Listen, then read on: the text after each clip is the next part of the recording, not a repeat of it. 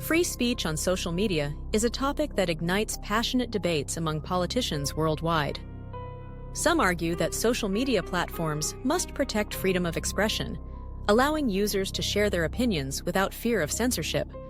Others contend that unchecked speech can lead to the spread of misinformation, hate speech, or even incitement to violence, calling for greater regulation and accountability from tech companies. Policies and viewpoints often vary based on ideological perspectives, but the conversation remains central to digital democracy. Around the globe, social media companies are caught in a complex struggle over free speech. In the United States, President-elect Donald J. Trump's appointees to the Federal Communications Commission and Federal Trade Commission have promised to curtail online censorship, advocating for a more open digital landscape. Meanwhile, European regulators are moving in the opposite direction, demanding stricter content moderation to combat hate speech and misinformation. This international divide challenges tech giants to strike a balance between competing legal and cultural expectations. President-elect Donald J. Trump and his allies have vowed to squash an online censorship cartel of social media firms that they say targets conservatives. Already, the president-elect's newly chosen regulators at the Federal Communications Commission and the Federal Trade Commission have outlined plans to stop social media platforms like Facebook and YouTube from removing content the companies deem offensive and punish advertisers that leave less restrictive platforms like X in protest of the lack of moderation. The censorship and advertising boycott cartel must end now. Elon Musk, the owner of X, whom Mr. Trump has appointed to cut the federal budget, posted on his site last month. In Europe, social media companies face the opposite problem. There, regulators accuse the platforms of being too lax about the information they host, including allowing posts that stoked political violence in Britain and spread hate in Germany and France. Mr. Trump's return to the White House is expected to widen the speech divide that has long existed between the United States and Europe, setting up parallel regulatory systems that tech policy experts say could influence elections, public health, and public discourse. That's putting social media companies in the middle of a global tug-of-war over how to police content on their sites. What you are seeing is conflicting laws emerging from the world's democracies, and consumers, in the end, suffer, said Kate Klonick, an associate professor of property and internet law at St. John's University School of Law.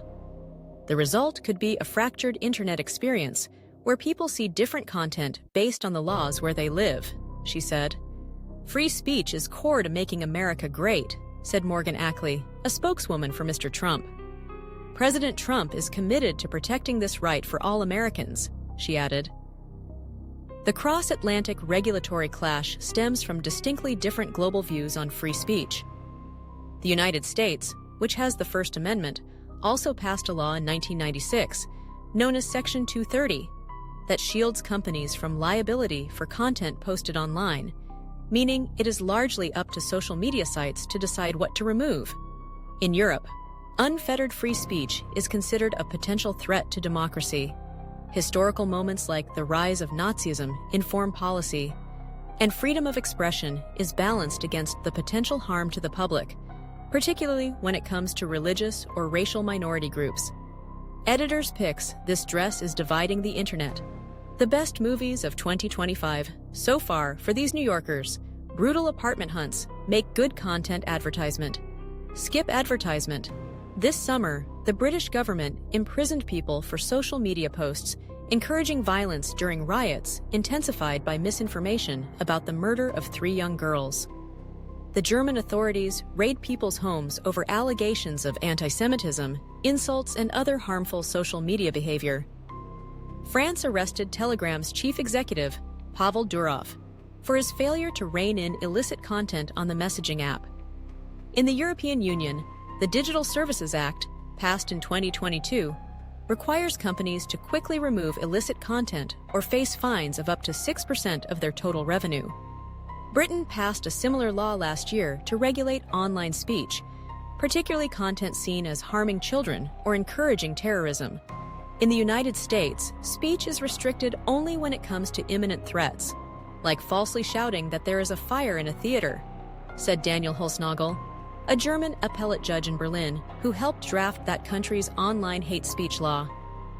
In Europe, it's not only a fire in a theater standard, but also hate speech, incitement to hatred, and more. Mr. Trump, who was temporarily barred from Twitter, Facebook, and YouTube for what the company said was an attempt to stoke violence in the lead-up to the Jan. 6, 2021, attack on the Capitol, campaigned in part on promises to obliterate legal protections for social media sites and to restore free speech online.